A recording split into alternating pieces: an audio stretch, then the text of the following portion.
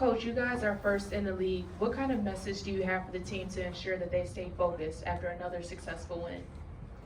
Well, I think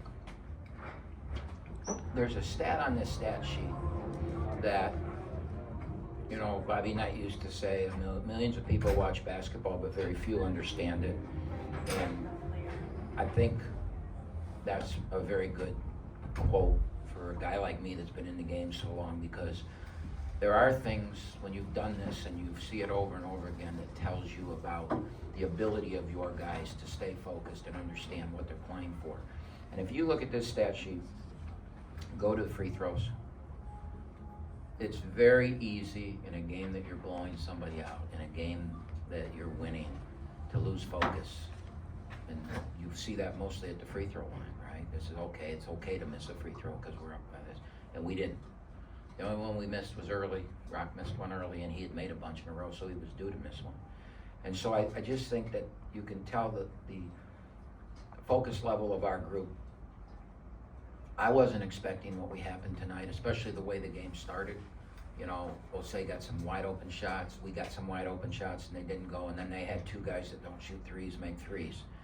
And it was like, I figured this game was gonna be 60-49 or something like that, just an ugly, hard-fought game where we win and get out. And then, you know, our guys just stayed focused, they ran great offense, they rebounded, and we guarded the crap out of them. I mean, we really understood who they were, and this, again, that's focus. That's players understanding scouting reports. I have a great coaching staff. They're really good at coming up with game plans and teaching. And this group of kids probably watches more film, prepares better than any team I've coached in maybe ever. And that's focus.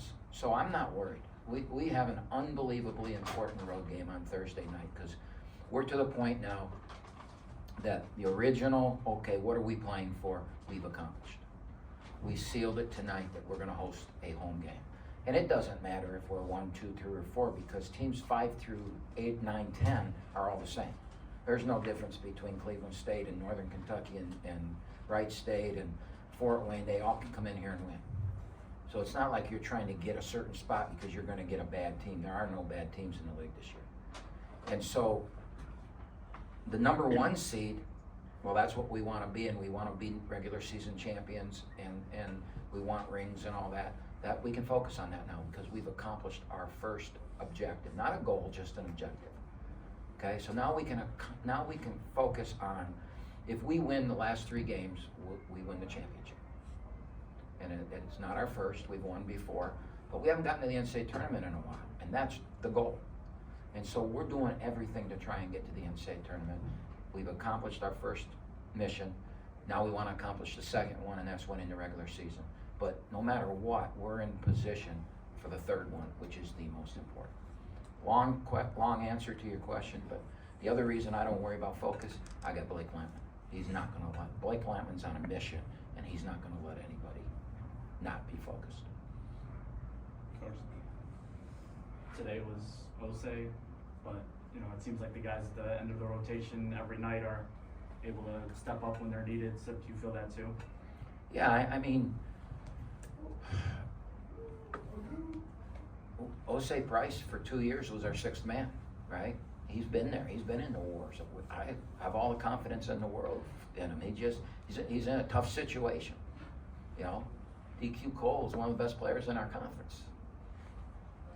He's in a tough situation. His minutes have been limited. He's got seniors in front of him: Rocket Watts, Blake Lampman, Jack Golke. He stayed in here, and tonight, and I tell our team after every game, stay focused on you guys that didn't get the minutes you want. You know, as a coach, I'll play anybody. I go with hot hands. You're going to get thrown in there. At the end of the Fort Wayne game, things weren't going well, and I put Osei in the game. And Smitty looked at me when I sat down on the bench next to him. He goes, "Why?" And I go, "Because we're going to need him." Now, I didn't know we were going to need him the next game, but he needed to play a little bit because we're going to need him. We need everybody if we're going to win a championship. And he really came through tonight. And he wasn't spectacular. He was 2 for 6 from the 3. It wasn't like he was 5 for 6. He was solid. He guarded. He made really good decisions. You know, really good. Obviously, you score 100 points, so your offense has the potential to be really good, but there's been nights where your offense hasn't been there. How much does it, I guess, I know that you never relax, but how much does it put you a little bit at ease knowing that even on nights when your offense isn't going to score 100 points, you have that defense, and you have a seemingly a well-rounded team? We gave up 0.87 points per possession tonight. That's championship level defense. In our last 3 games, we've played one of the top 5 offensive teams in the country, one of the top 20 offensive teams in the country, and then not a very good offensive team. And we've given up 60, 62, and 59 points. At the same time, we've scored 75 or more in all 3 of those games. We're clicking both sides right now. And we talked all year long when we were winning games with our defense. I kept saying, I believe we're better offense than we've shown. And part of that is familiarity with me, because we have 7 new guys, right? Part of it was Golke. Golke started questioning himself in Division I basketball. And the Milwaukee game changed everything. He went out, he made shot after shot to send us to overtime and win it, and now Jack Golke's back to where he was when we first got here, and we believed who he is. He's playing with an extreme amount of confidence, and you put him and Lampman out there together, somebody's going to make shots. You know, we're starting now to believe in that, and I like our chances, man. I like our team. You know, that doesn't mean we're going to accomplish everything, but I like our chances. I'm not sure, I just want to follow up really quick. I'm not sure you were asked about this before I got here, but I saw you and Golke talking before you came out. Did you ask him if he wanted to stay in to break the record? No, I told him why. He didn't know what the record was.